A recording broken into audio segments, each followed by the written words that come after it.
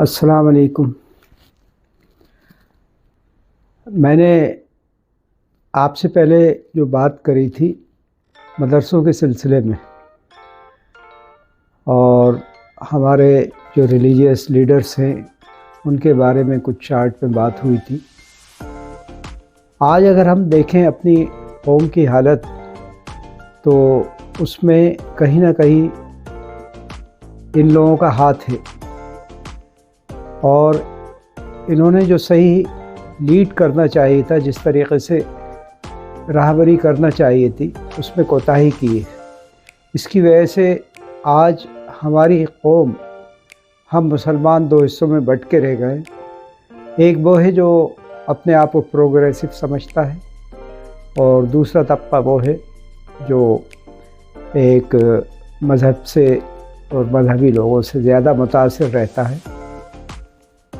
और इसमें भी आपको बता दूं कि ये मुतासिर होना सिर्फ़ उस हद तक है जहां उनका मफाद वाबस्ता ना हो, वरना कहने को तो हमारे सभी मौलवी हजरात, आलिम हजरात हमेशा तलक़ीन करते रहते हैं नमाज की, तमाम फ़राइज़ की जो इस्लाम में है, लेकिन हम कहाँ तक उन्हें फ़ॉलो करते हैं उसकी निशानी तो आपको अभी जो रमज़ान गुज़रे हैं उसमें नज़र आ जाती है। रमज़ान में भी जो मस्जिदों में लोग आते हैं वो एक सर्वे के हिसाब से करीब 50% मुसलमान आते हैं और 50% उसके बाद भी नहीं आते। और उसके बाद जब रमज़ान गुज़र जाता है तो आप देखते हैं कि मस्जिदें सुनसान हो गई हैं, यानी एक परसेंटेज जो बन जाता है 10% सिर्फ रह जाता है। तो ये चीज़ दिखाती है कि ये मौलवियों का और हमारे आलिमों का इतना असर नहीं है इन चीज़ों के ऊपर। हाँ, जो दूसरी चीज़ें हैं उनमें ज़रूर हम सब उनकी तरफ रुजू होते हैं और फ़ौरन उनसे जाके पूछते हैं। जहाँ कोई आपसी लेन देन का सवाल आ जाता है, पैसे देना पड़ते हैं या वसीयतें पूरी करना पड़ती हैं या क़ुरबानी से रिलेटेड कोई चीज़ होती है, यानी जहाँ भी हमारी जेब से कुछ पैसा जाता है तब हमें मौलवियों की याद आती है कि इसमें कितना हम कम कर सकते हैं या कहाँ सीधे से अल्फाज में डंडी मार सकते हैं। ऐसे ही टैक्सेशन के रूप में जो हमारे यहाँ ज़कात है, ज़कात के बारे में भी 10 सवाल होंगे। हाँ, हराम और हलाल के बारे में, जैसे सूअर का गोश्त हर आदमी को पता है कि हराम है, तो उस बारे में आज तक कोई नहीं जाके पूछेगा। लेकिन जहाँ इंटरेस्ट का मामला आ जाएगा और इंटरेस्ट की कोई बात होगी तो फ़ौरन जाके पूछेंगे, कंफर्म करेंगे।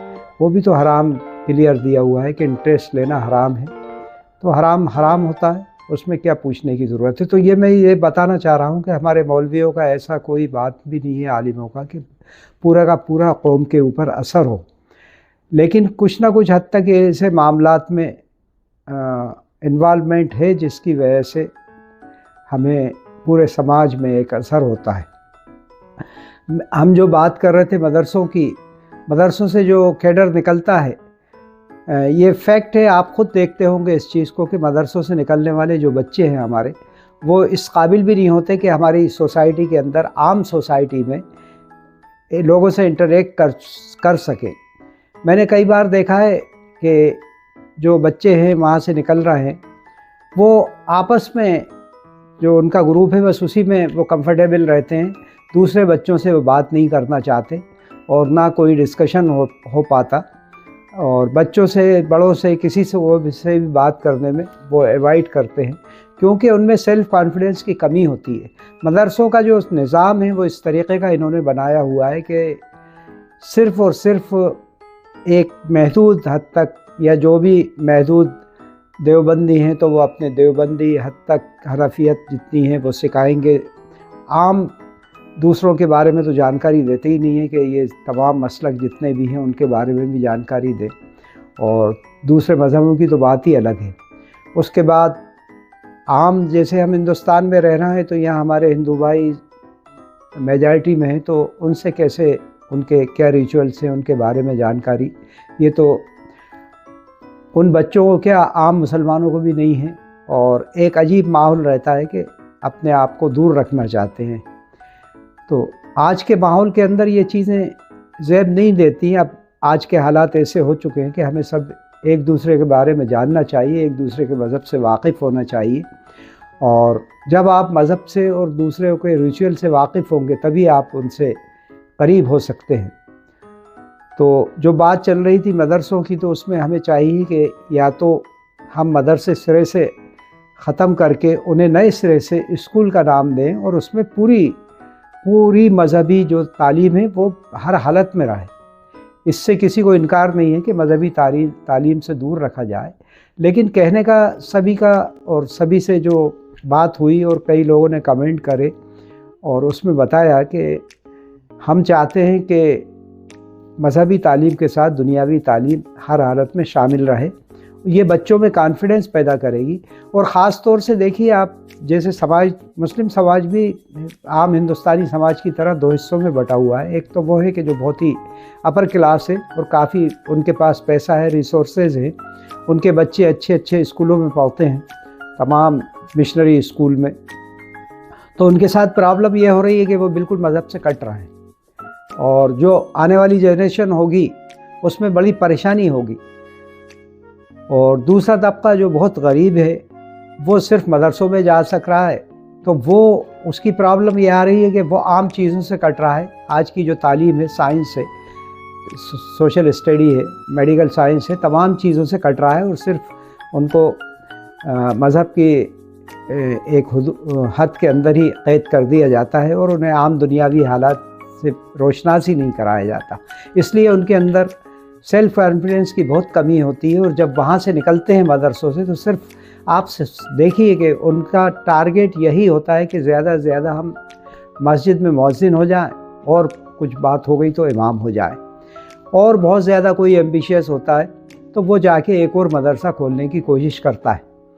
اور اس کے لیے آپ نے دیکھا ہی ہوگا، پورا سسٹم ہے ان کا کہ ایک کوئی ایسی سنسان مسجد دیکھی جاتی ہے، وہاں پر پہنچا جاتا ہے، اور وہاں پر یہ جو ہمارے نکلے ہوئے حضرات ہیں اس پہ دھیرے دھیرے تسلط کرتے ہیں اس مسجد کے اوپر، اور وہاں کے آس پاس کے لوگوں میں ایک چھوٹا سا مدرسہ شروع کر کے شروعات کر دیتے ہیں۔ ہمارا ان سے کوئی جھگڑا نہیں ہے، بلکہ یہ تو ہمارے قوم کا اثاثہ ہے، ہمارے قوم کے بچے ہیں۔ ہم تو یہ چاہ رہے ہیں صرف کہ ان کو بھی وہی چیزیں دی جائیں جو عام مسلمان کو، عام ہندوستانی لوگوں کو دیے جا رہی ہیں۔ مدرسے کے نام پر ان کو سماج سے کاٹا نہیں جائے، اور مدرسہ جو ایک انڈسٹری بن کے رہ گیا ہے، آپ دیکھ رہے ہیں کہ رمضان میں خاص طور سے جو دیکھا کہ تمام مسجدوں میں سفیر، ان لوگوں کو سفیر کہا جاتا ہے جو چندہ کرنے آتے ہیں، اور ان کا بھی کچھ پرسنٹیج بھی رہتا ہے، اور اس طریقے سے یہ ہر شہروں میں پھیل جاتے ہیں، اور خاص طور سے رمضان میں کیونکہ زکوٰۃ وغیرہ دینا ہوتی ہے، نکالنا ہوتی ہے، تو ہمارے ساتھ بھی پرابلم یہ ہے کہ ہم آسانی پسند ہو گئے ہیں۔ جس کے پاس تھوڑا بہت پیسہ یا جو بھی ہے اور زکوٰۃ نکالنا چاہتا ہے اور کچھ دینا چاہتا ہے، تو وہ بالکل آسان طریقہ اپناتا ہے، نہ تحقیق کرتا، نہ کوئی پتہ لگاتا کہ ہمیں کس کو دینا ہے۔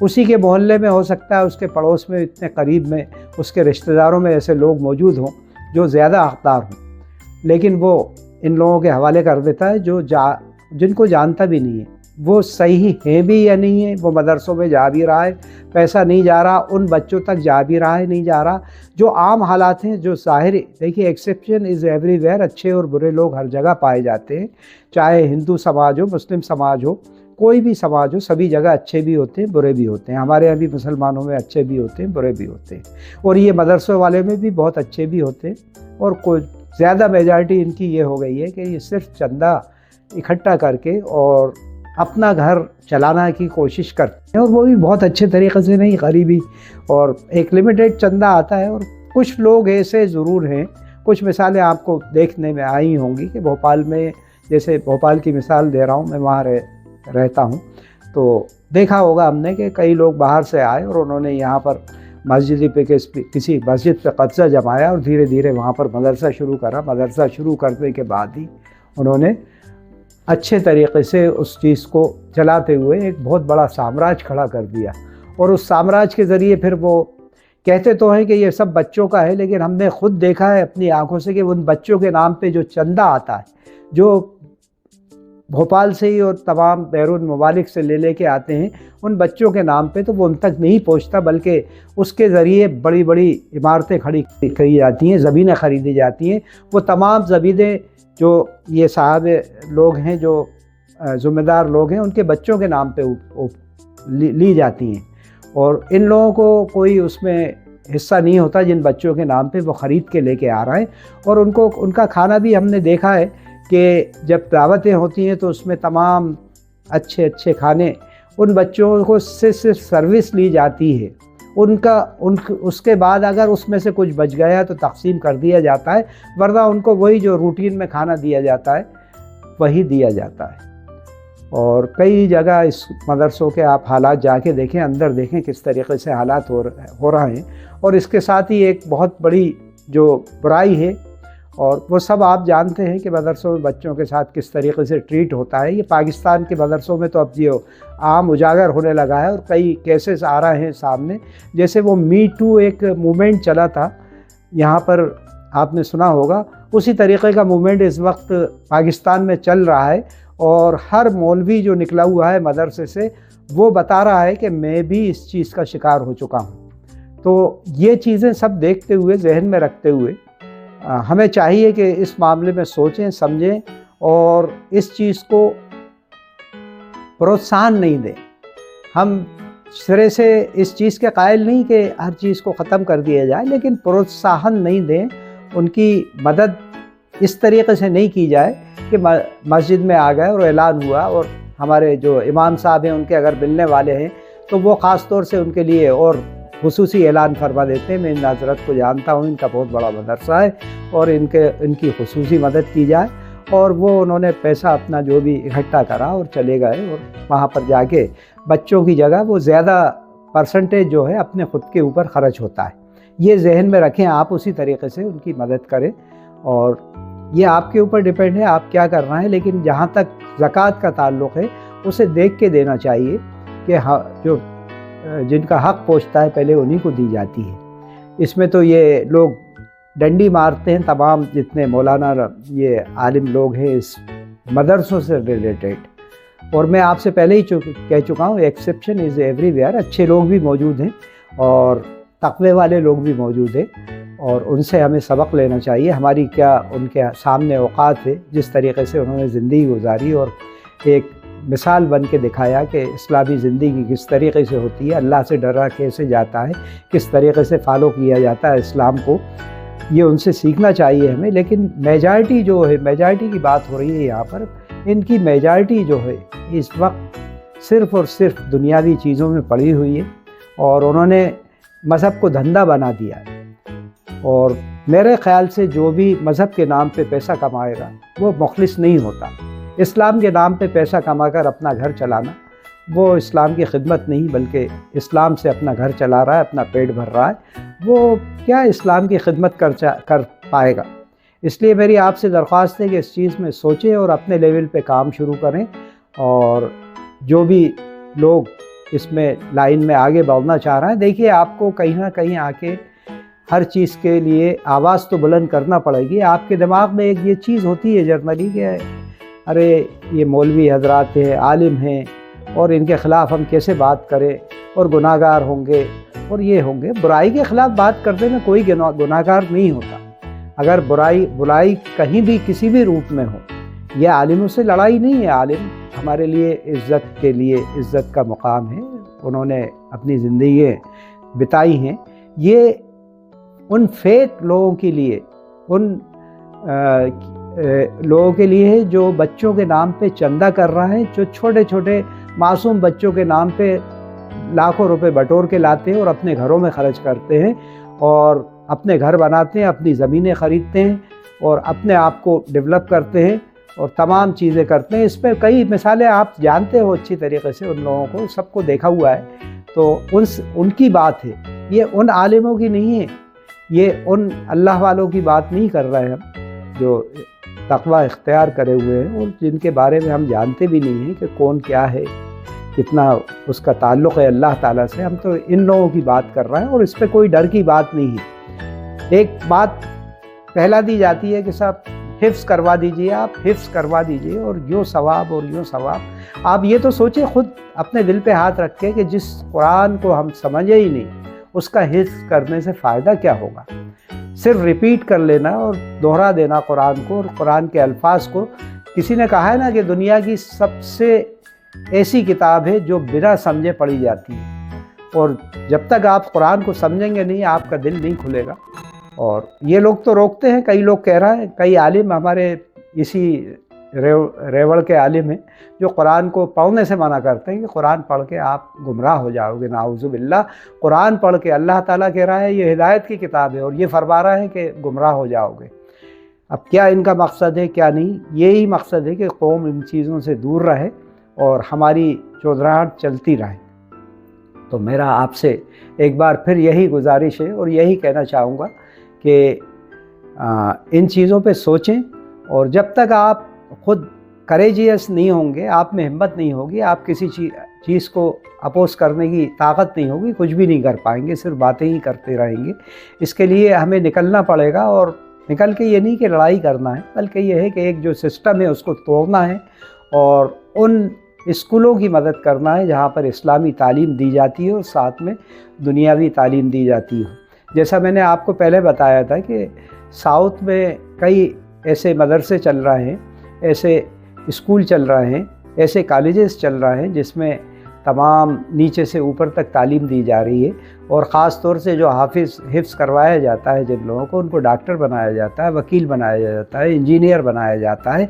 ऐसे लोगों से इंस्पायर हों, उनसे देखें किस तरीके से वो काम कर रहे हैं, और जो हमारे यहाँ ऐसे लोग काम कर रहे हैं वो काबिल मुबारकबाद है, जो बेलौस खिदमत कर रहा है कौम की, और हम उन्हें सलाम करते हैं। और दूसरी चीज़ मैं अपने नौजवानों से ख़ास तौर से मुखातिब होकर ये कहना चाह रहा हूँ कि आप लोग बहरहाल इन चीज़ों से निकलें, और मोबाइल आपके हाथ में है तो मोबाइल का इस्तेमाल करना सीखें, मोबाइल से जो फ़ायदे हैं वो उठाना सीखें। आज इसी मोबाइल से, जैसे मैंने अभी पिछले वीडियो में कहा कि इस मोबाइल से लोग करोड़पति बन रहे हैं, किस तरीके से कमा रहे हैं। जो टॉप यूट्यूबर हैं हमारे हिंदुस्तान में 20 और 25, उसमें कोई एक मुसलमान का नाम नहीं है उस लेवल के ऊपर, और ये इतनी तरक्की का और नॉलेज का ख़जाना है कि आप हर टॉपिक के ऊपर वीडियो बना सकते हैं, और बहुत ज़्यादा कोई परेशानी की बात नहीं है। आप छोटा सा एक जो आपके हाथ में मोबाइल है इसी पे आप बनाना शुरू करिए। कोई अच्छी चीज़ें लीजिए, कोई हदीसें लीजिए, आप उनको डालना शुरू करें मोबाइल से, अपने ज़बान से उसे अदा करें। कुरान की कोई आयत ले, उसका तर्जुमा करें, उसको डालें आप। कोई आपके साथ हादसा हो रहा है, कोई चीज़ हो रही है, आप उसका वीडियो बनाएं, अपनी चैनल बनाएं। यूट्यूब के ऊपर बहुत आसान चीज़ें हैं, अगर आप नहीं समझ पाते तो मैं अगले वीडियो में आपको गाइड करूंगा कि एक चैनल किस तरीके से खोली जाती है। हालांकि आप ज़्यादा जानते होंगे मुझसे इस चीज़ों में, लेकिन फिर भी अगर ऐसा तबका है जो नहीं समझता किस तरीके से इससे फ़ायदा उठाया जाता है, तो मैं एक आपको ज़रूर ऐसा वीडियो दूंगा जिसमें चैनल बनाने से लेके वीडियो अपलोड करना, सिंपल वाला जो एक प्रोसीजर है वो आपको बताऊंगा, ताकि आप ये काम शुरू कर सकें। और अगर आपने इसमें 4000 घंटे का काम कर लेते हैं और आपके वीडियो देख लिए जाते हैं और 1000 सब्सक्राइबर से ज़्यादा हो जाते हैं, तो आपको पैसा मिलना शुरू हो जाता है। आप अच्छे अच्छे क्रिएटिव काम करें, आपका दिमाग चलाएं, अच्छे काम। ये जो हल्केपन के वीडियो डालते हैं भोपाल वाले, और भोपाल का एक मजाक बना डालते हैं, वहाँ की लैंग्वेज का मजाक बनाते हैं, उससे कुछ हासिल वसूल नहीं है। कुछ लोग आके खुश हो जाते हैं, कुछ कैक़े लगा लेते हैं। एक आपने वीडियो देखा होगा कि कुछ दिन पहले इतना उनको जोश आया, उन्होंने एक डॉगी को, कुत्ते को गोद में लेके और पानी में डाल दिया। उसका अंजाम क्या हुआ उनके साथ? वो गिरफ्तार भी हुए और तमाम घर वाले भी परेशान हुए होंगे यकीनन। ऐसी चीज़ें, हिमाकत की बातें, उससे दूर रहें और अच्छी चीज़ों में सर्फ करें टाइम को। आप YouTube पे ही हर चीज़ सर्च करें, YouTube पे देखें, गूगल पे देखें, दुनिया की हर चीज़ मौजूद है। आपको किसी से पूछने की ज़रूरत नहीं है। आप सिर्फ ये देखें कि YouTube से पैसा कैसा कमाया जाता है। आप ये सर्च में जाएंगे तो आपको ऐसे ऐसे वीडियो इसमें ऑलरेडी पड़े हुए मिल जाएंगे जो आपको सिखाएंगे कि ये आप शुरू कर दें। आप थोड़े भी पढ़े लिखे हैं और इतना तो है, आप मोबाइल चला रहे हैं, मोबाइल इस्तेमाल कर रहे हैं, तो ये भी कर सकते हैं आप। تو گھر والوں پہ بوجھ نہیں بنے، اپنے خود کے اوپر کچھ نہ کچھ لائبلٹی لائیں اور شروعات کریں. جو بھی جس لیول کے اوپر بھی آپ شروع کر سکتے ہیں یہ کام شروع کریں. اور دیکھیے سوشل میڈیا ایک اتنا بڑا پلیٹ فارم ہے، اتنا بڑا یہ سمندر ہے کہ یہاں پر، اور یہ بڑھتا ہی رہنا ہے، اس میں کوئی کمی نہیں آئے گی. اور آنے والا فیوچر پورا آرٹیفیشیل انٹیلیجنس کے ذریعے چلایا جائے گا. اس میں لوگوں کی جو تمام خدمات لی جا رہی ہیں وہ ختم ہوتی جا رہی ہیں. اب تو صرف آپ کو یہی چیز اپنانا پڑے گی، اسی فیلڈ میں آگے آنا پڑے گا. میرا تمام نوجوانوں سے یہ درخواست ہے، آگرہ ہے، ان سے میری ریکویسٹ ہے کہ اللہ کے لیے اور تمام اپنے گھر والوں کے لیے اپنے آپ کو سدھاریں، اپنے آپ کو لائن چینج کریں. ابھی آپ میں اتنی کم عمری ہے کہ آپ اپنے آپ کو چینج کر سکتے ہیں. آپ اپنا ایک ٹارگٹ بنائیں کہ مجھے یہ کرنا ہے دنیا میں، اور اس کے علاوہ کچھ نہیں سوچیں. آپ کوئی اچھا ٹارگٹ لیں اور اس بات کو آپ حاصل کریں محنت سے. اگر آپ نے آج سوچ لیا کہ میں اچھا یوٹیوبر بننا چاہتا ہوں، اس پہ سبجیکٹ آپ الگ دیکھ لیں. کوئی کھانا بنانے والی ایکسپرٹ ہے تو وہ کھانے بنانے کی ویڈیو بنا سکتا ہے. کوئی ٹریولنگ میں ایکسپرٹ ہے تو ٹریول کے اوپر ولاگ بنا سکتا ہے. کوئی دوسری چیزوں میں ہسٹوریکل، ہمارے یہاں کی مسجدیں ہیں اس کے بارے میں ولاگ بنائے جا سکتے ہیں. آپس میں بھوپال کی جو بولنے کا اسٹائل ہے اس میں بھی آپ ہسٹری بتا سکتے ہیں، وہاں کی بھوپال کی ہسٹری بتا سکتے ہیں. بہت میٹر کی کمی نہیں ہے آپ کے یہاں، میٹر کی کوئی کمی نہیں ہے اس معاملے میں. اور آپ اسی چیز کو شروعات تو کریں، دیکھیں کس طریقے سے اس میں آپ آگے آتے ہیں. اس لیے کہ سوشل میڈیا اگر آپ نے پکڑ لیا تو آپ کی بات سنی جائے گی اور آپ ایک طاقت بن کر ابھر سکتے ہو. ابھی ہمارے یہاں اس پلیٹ فارم پہ بہت کم گنے چنے لوگ ہیں، اور آپ کے لیے ایک پورا دنیا کھلی ہوئی ہے، نئی دنیا اس کے لیے. تو میری آپ سے یہی درخواست ہے کہ اس چیز میں سوچیں اور اپنا ٹائم ویسٹ نہیں کریں. خدا حافظ.